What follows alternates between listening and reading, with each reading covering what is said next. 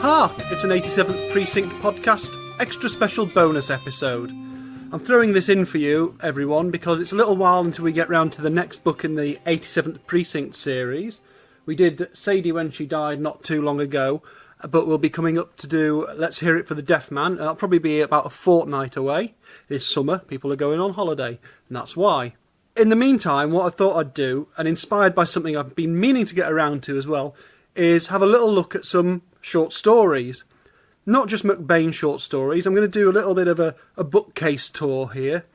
And so you'll hear me pick up my microphone, move around a little bit, and talk you through some of the things that have really captured my imagination, reading-wise, and short story format.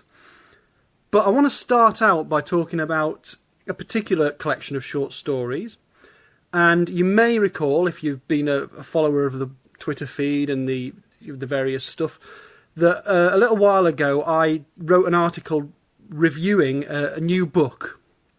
Well, a reissue of a book. The reissue's by a publisher called Agora Books, and they have put out a book called The Return of Mr Campion.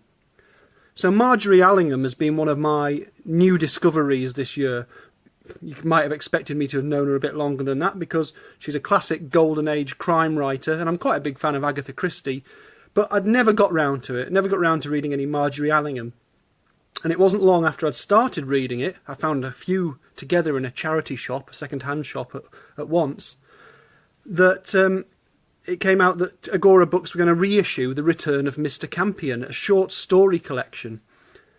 Now, if I tell you a little bit about Campion himself, he's a very interesting character. He's not a detective in the classical sense, he's not a policeman, he's not a man whose job is to be a detective. He's just an intriguing character. In fact, the first book he was in, which is The Crime at Black Dudley, he's an incidental character.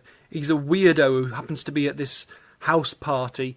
He's unusual, he appears fatuous, is one of the descriptions. He's a strange character. But there was something about him.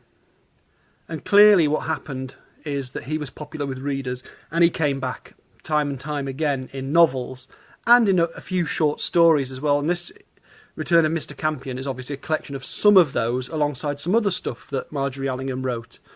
I'm literally stood in front of my bookcase at the moment, so I'm looking at what Margery Allingham I've got. In fact, I got so excited about buying Margery Allingham books, I ended up buying at least a couple of them twice accidentally, because I got them in some quite nice vintage editions, and then I found some green spine penguins, and you can't resist green spine penguins, can you? I mean, after all, they look wonderful on the shelves.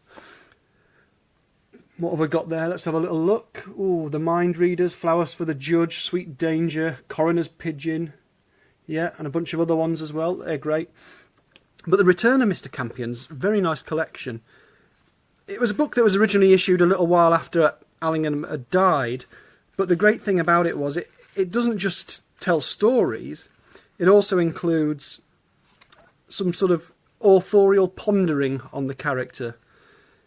It's quite a nice thing. Clearly, Margery Allingham felt very protective of Albert Campion, not his real name. What is his real name? We don't know. And so she's sort of written herself into his story somewhat as though she's an official biographer in a way. This book is really good. I'd recommend it for anyone who likes short stories, particularly, not just fans of Campion. The Campion stories in it are great. They always are. Campion becomes a very good character. He becomes more of a force of nature almost. He can go into any situation and things will happen, and he might seem at one point to be a spy, another time he might be like a policeman, another time he's just someone who's passing by who feels he has to right a wrong or can correct something. It's hard to tell. He's a very interesting character. So those stories are always great. But there's also a load of other stuff in here as well that reminded me of a lot of the type of short stories I like. There's even some sort of almost like Roald Dahl-esque, and if you've read any of Roald Dahl's short stories, they were one of my touchstones growing up for short stories. I was reading his adult short stories when I probably shouldn't have been, really. I don't mean adult, but you know what I mean. So this episode has been inspired by The Return of Mr Campion. So if you're interested in that was been published by Agora Books, and you really must look it up. There's a really good horror story in here. with, well, is it a horror story? It's very enigmatic. It's called The Wind Glass. It's really interesting little vignette that could be a horror story, isn't. It's hard to say. A fantastic tale called The Beauty King, which is all about crazes in beauty treatments and how that affects the relationships of people's fame, people's relationship to one another. Yeah, it's not worth saying any more about it because I want you to read it, really. Basically, look these things up. Every story in this book is really good. I described it as being like a little tray of petit four, a lot of little sweet treats that you can enjoy. And the good thing about this is it's not hollow calories. It will last with you. It's great. It's a fattening book. There you go. That's what we'll say about it. Let's spin on from Margery Allingham, and we're stood in front of my bookcase here, and I'm just going to pass my eyes across this little crime section that I've got. Let's have a look. What have we got? Oh, Quick Crimes. That was one I bought in America about this time last year. And that's the reason I bought that was because I wanted to have a nice short story selection to read whilst travelling. And also wanted to buy it from the Mysterious Bookshop because it was edited by Otto Penzler. And listeners to the podcast will know that I did an interview with Otto, and he was a friend of Ed McBain's, Evan Hunter's. And so I bought this collection called Quick Crimes, and they really are very quick, short stories. There's all sorts of folk in here, way too many for me to try and list now. But yeah, if you really want something that you can read whilst waiting for a bus or just something quick, these are proper little thought experiment type stories. That's really good. So that was nice. I like that one. Put that back. Let's have a look what else we've got around here. Ooh, One Night Stands and Lost Weekends. Another friend of Evan Hunter's, Lawrence Block. This is a fantastic collection of some of his early work. So this is a little bit like one of the McBain short story books I'll talk about in a second. I'm not going to leave you McBainless today, don't worry about it. It's going to happen. But yeah, this is the equivalent of McBain's Learning to Kill, but it's for Lawrence Block. Got a nice selection of things in there, nice author introduction. If you've not caught up with this, it's always interesting to see where these authors start and how they get where they're going. So, that's good. A couple of Murakami short stories. They're a bit of a different sort of thing there. So that's just a couple of crime fiction type ones that I've got. Yeah, there's all sorts of little bits and pieces along here.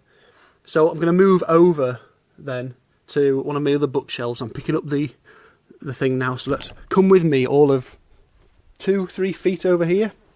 Let's have a look at some of the stuff over here. I'm facing Agatha Christie. Now obviously a bunch of the Marples and Poirots were short story collections anyway, so I'm not going to go through that. What else have we got down here that's short story? Now, the Penguin Book of Modern Short Stories. Ooh, you have to extract that from the shelf. I've got two of these. I've got the Penguin Book of Modern British Short Stories, which I haven't read. That's edited by Malcolm Bradbury. Have a quick look inside here, see what's in here. Or who's inside here. Samuel Beckett, Dylan Thomas, Graham Greene, Jean Rhys, Ted Hughes. Oh, looks quite good. J.G. Ballard, Beryl Bainbridge, Martin Amis. Oh, all sorts of things. Yes, I probably should read that, shouldn't I? But I got that because I wanted it to accompany the Penguin Book of Modern Women's Short Stories, edited by Susan Hill, which is a book I love. I studied this at either GCSE or A level at high school, and I think it was probably the best book I've ever studied when I've been learning, when I was doing English. So, a quick look through for recollection. I never had a copy myself because obviously I had to give it. You used to have to give the books back at school. But eventually, I found it in a college that I was working in. They were clearing out loads of their fiction, so I got it remaindered there. Elizabeth Taylor's The Devastating Boys, that's brilliant. So, yeah, Some Retired Ladies on a Tour by Claire Boylan. Find the one that I thought was brilliant. Oh, Rose Macaulay, Miss Anne Struthers' Letters. That's a heartbreaking tale. I think set in the war or post-war.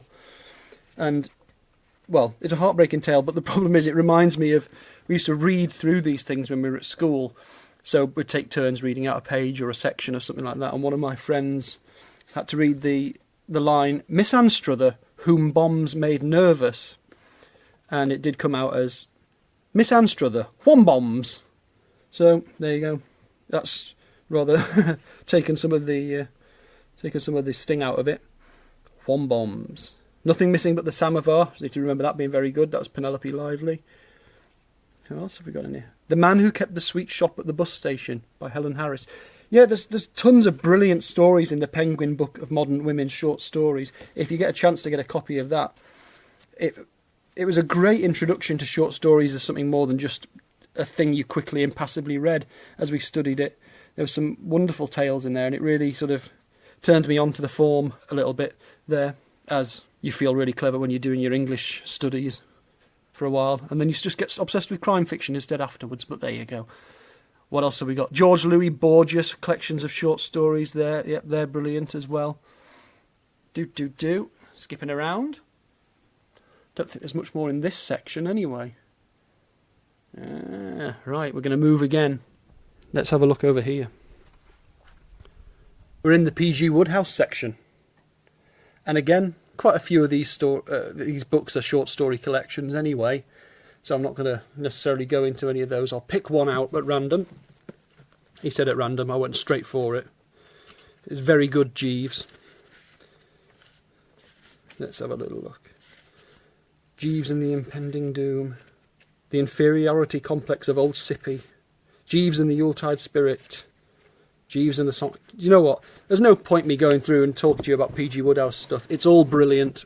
Just soak it up. It's wonderful stuff. Sherlock Holmes as well, so Arthur Conan Doyle's stuff. Some of that's novels, most of it's short stories. I think I've got all of those. In fact, I know I've got all of those, so that's all right. So if I'm looking down the shelf a little bit as well, I have found... I've had these for years. A pan book, quite an early edition pan book of Alfred Hitchcock's Stories My Mother Never Told Me. I try and do an impression, but it will just go horribly wrong. Part 2. Stories My Mother Never Told Me, Part 2. When was this published? Published in this edition in 1967. This is from 1963. Contains a novelette by Jane Rice. Do I recognise any of the names in here? I have read this a long time ago, though. It's quite stained on the side.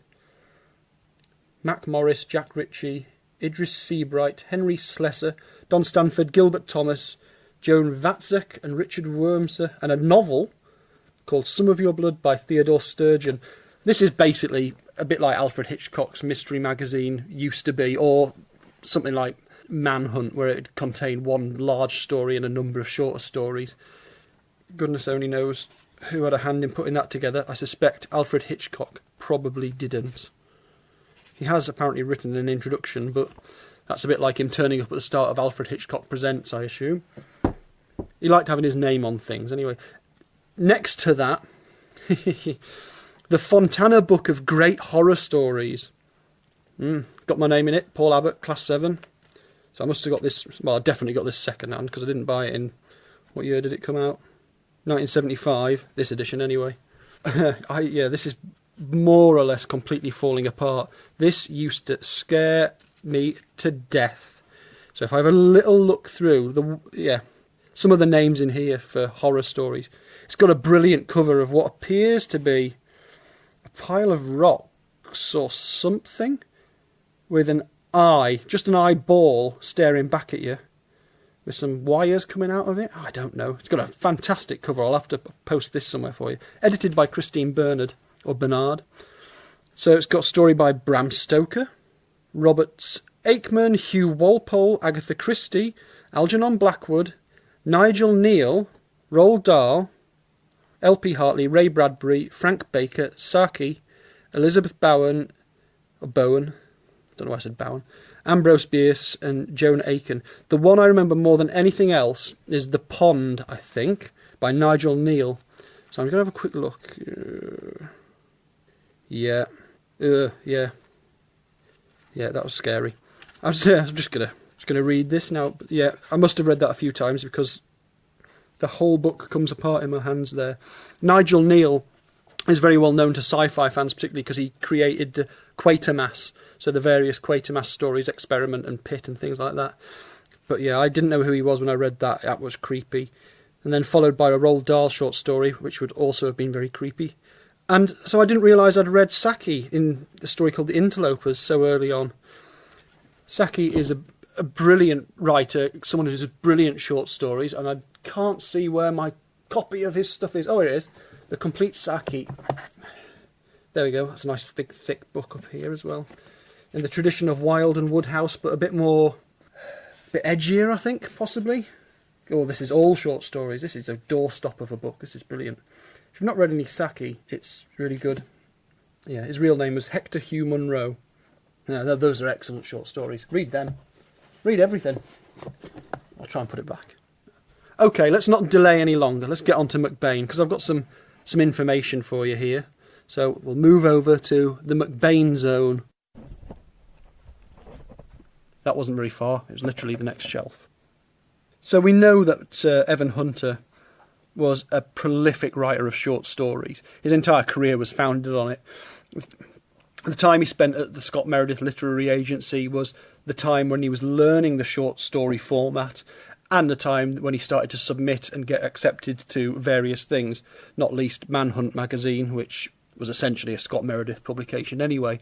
And we've talked about a few of where some of the 87th Precinct stories cropped up originally in the podcast when it's relevant. So we'll skip away from the actual shelf of 87th Precinct novels, down, and get to where I keep my short story collections. But in overview, basically the collections that McBain, Evan Hunter put out during the course of his career started in 1956, so quite early on. It had the success of the Blackboard Jungle, but in 1956, the year that the 87th Precinct starts, he put out a short story collection called The Jungle Kids, so clearly tied into Blackboard Jungle there. So that was a lot of juvenile delinquency sort of stories. A really good collection, in fact. 1958, he did a book called I Like 'Em Tough, and that was a collection of the Kurt Cannon stories. I have got that, but only as an ebook. I wish I could find that in a nice proper edition. And in 1960, there was a collection called The Last Spin and Other Stories, which again was a collection from magazine-published stories and fell towards the juvenile delinquency sort of theme a little bit, but he was getting a bit more advanced by that point. Advanced is perhaps not the right word, but he was moving forward in the format, but it still had a bit of that sort of throwback to it.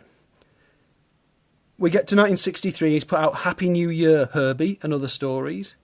Now we're starting to get into these bit more adult storytelling mould of things, a bit more relationship-centred stuff, not so much crime in that one particularly. 1972, bit of a leap then, The Easter Man, a Play, and 6 stories. That's self-explanatory. It's a script for his play. 1982 is the McBain Brief. Then another big leap to the year 2000, we have Running from Legs. We also have Barking at Butterflies. And in 2006, so this came just after he died, but it's got very good lot of detail from him as an author in it, as Learning to Kill, which actually looks right back to that first selection of stories. By my count, in general terms, of all his published short stories, including a few foreign translations and a couple of abridged books, I reckon he published somewhere around 220 short stories, basically between 1951 and the time he died. Some of them were collected, so only some of them make it into these books. For instance, there's none of his sci-fi short stories collected together as credited to him. If I had all the power in the world to issue things, I would issue collection of sci-fi short stories, collection of western and adventure short stories, and then you could do all sorts of stuff with the crime things. I mean, he wrote tons of sci-fi short stories, and yeah, it's strange that they're not out there, but maybe it was because they're sort of not what he ended up being known for, and it's him developing his style and his writing technique, and he's writing for a market. You know, perhaps if you've listened to our reviews of Danger Dinosaurs and the one with the moon, whose name has just totally gone out of my head as well, Rocket to Luna, there we go. That we've not reviewed them particularly brilliantly, but they were for younger readers. You could get a massive collection out of the sci-fi stuff alone. I wonder who owns the rights. That's probably what it is. The only problem with the actual published collections, the ones he did put out, is there's a lot of duplication. He obviously thought very highly of certain stories, and they appear in loads of them. Now, I haven't got The Jungle Kids, I haven't got The Last Spin, I haven't got Happy New Year Herbie, or Easter Manor Play. So my collection starts, and you'll excuse me, down here somewhere, where are you? The McBain Brief. Knocked the guitar there.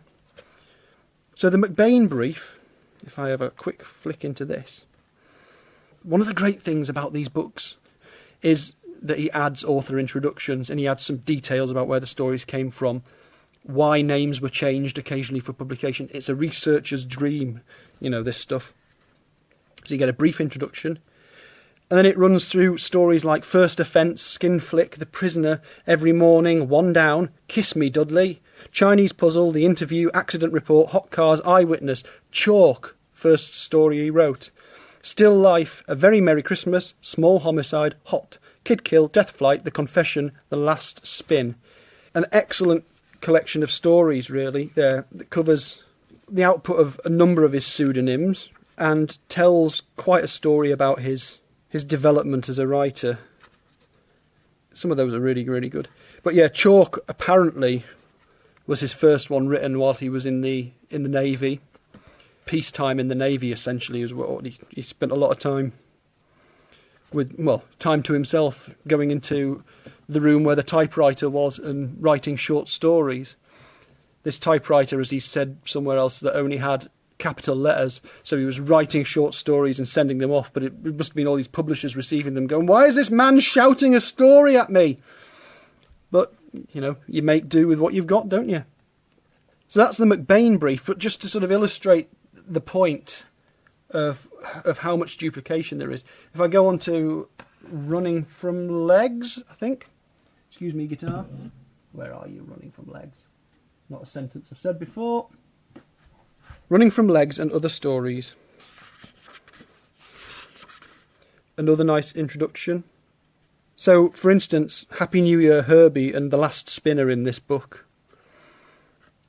Terminal Misunderstanding, The Fallen Angel, The Interview, The Prisoner. I think a lot of these are ones that would have turned up in things like Playboy magazine. So, Ladies' Home Journal, some of those ones. Yeah, definitely Playboy. So this is, you say Playboy, and if you use the word adult, it's going to sound a bit strange, but it's the more grown-up stories, the less crime-based, the more relationship-based. So that's quite a nice collection there. I just jump ahead as well to Barking at Butterflies. This is another book I spent quite a lot of money on in the Mysterious Bookshop, and it is signed. Well, the book itself is credited to Evan Hunter, a.k.a. Ed McBain, and it is signed by Evan Hunter, a.k.a. Ed McBain. Signed McBains. This contains On the Sidewalk Bleeding, which is one that I believe a lot of high school kids in America and possibly Australia as well study as an example of short story format, or use it as inspiration for media studies, for making short films and things like that. Contains things like Short Story, which I believe is one he couldn't sell elsewhere. Motel, The Intruder, Uncle Jimbo's Marbles, and this contains a nice afterword rather than a foreword. It's got a picture of a fairly heavily bearded McBain on the front, looking quite pensive really there. It's another nice collection, and it does span quite a wide range of his career. It's got To Break the Wall in there, which was the short story that's essentially one chapter of The Blackboard Jungle. So lots in there to choose from. But if we now come to, here we are, Learning to Kill. This, if you're going to buy one Ed McBain short story collection, this is the one to get. So this was published just after his death, but he'd written both an introduction for it, an afterword for it, and quite a few sort of section headers as well, because the book's divided up into sections. One's called Kids, and that has some of his classic juvenile delinquency stories in, including See Him Die, which is the short story that See Them Die, the 87th Precinct book, is based on. A section called Women in Jeopardy, which has a story called Dummy, which, if memory serves, and you know it does it? Please let it serve memory.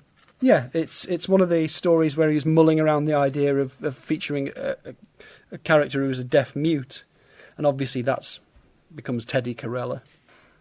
Then a section on Private Eyes, Good and Dead, Death Flight, and Kiss Me Dudley again. Although this time it's got a comma after Kiss Me, it doesn't in the other one. Then we get to a section called Cops and Robbers, which features Small Homicide, Still Life, Accident Report, Chinese Puzzle, and The Big Day. I think you're pretty clear what that section is.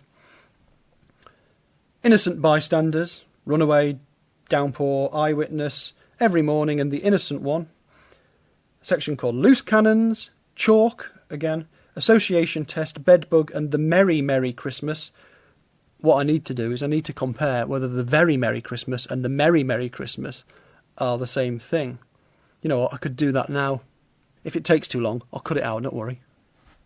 Where we put that then? So, A Very Merry Christmas from McBain Brief, page 168. Got it. And The Merry Merry Christmas, page 438 in Learning to Kill.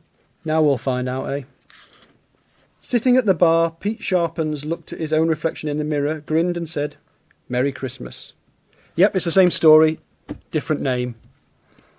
I'll have to check the sources on that one, find out which was first and which ones should be the official title, or whether it's renamed again. He does talk quite a lot about how publishers would rename stories. And then he has a section called Gangs, and that features again On the Sidewalk Bleeding and The Last Spin, which I reckon are two stories he was amazingly proud of, because they crop up over and over again in these collections. But Learning to Kill's really worth it because of the additional material, the author introduction, where he talks through getting the job at the Scott Meredith Literary Agency, the afterword where he acknowledges where some of these things came from, and the little section headers. If you're going to get one collection, get Learning to Kill. You'll get so much more than just the stories. And it is a wonderful collection. So that's a little route through my Ed McBain short story collection. I will still be looking out for the Jungle Kids and things like that, but they're a bit harder to come by anyway.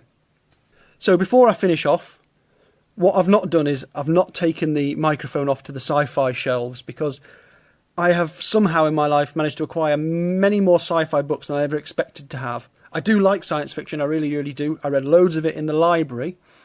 Never owned masses of it until a friend of mine who was studying it at university, studying science fiction literature at university, was like, well, I'm going to get rid of these books.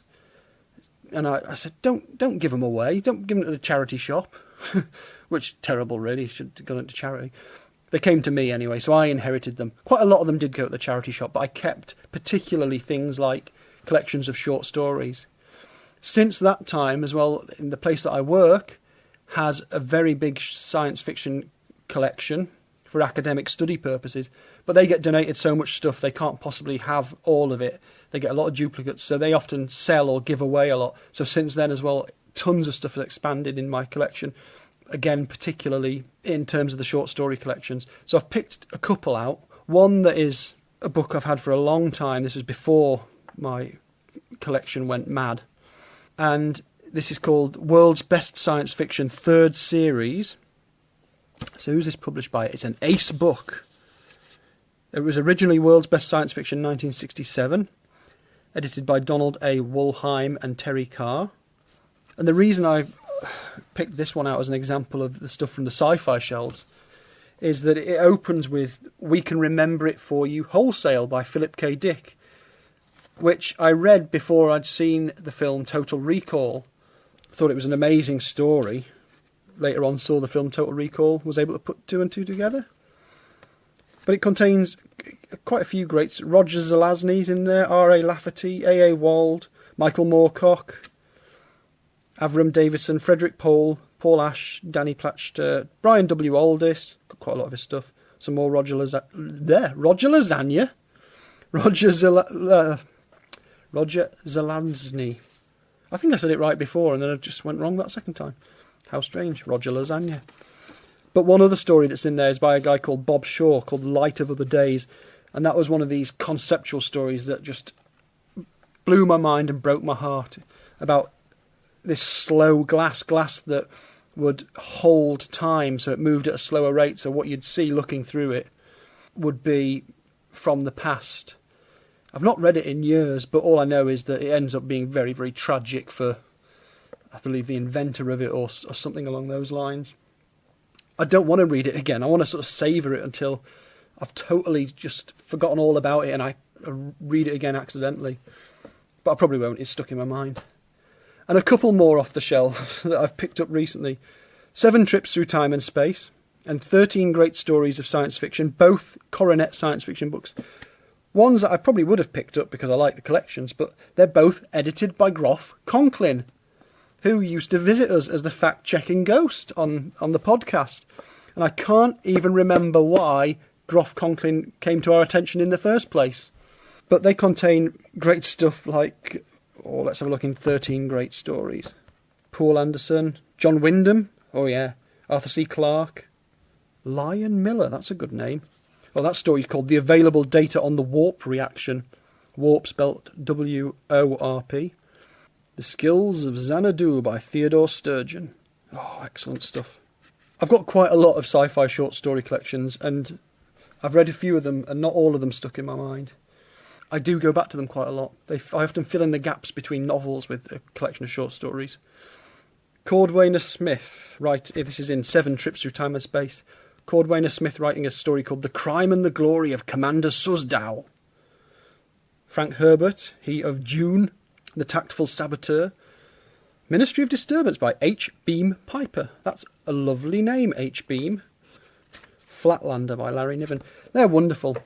And I would be very remiss if I didn't mention in closing a collection of short stories in the speculative fiction range by a chap called Garry Abbott, who has the great luck of being my brother as well. And you'll have heard him on those podcasts about the Richard Marston, Winston science fiction stories that Evan Hunter did. And this was Gary's collection of short stories. And there's all sorts of things in her.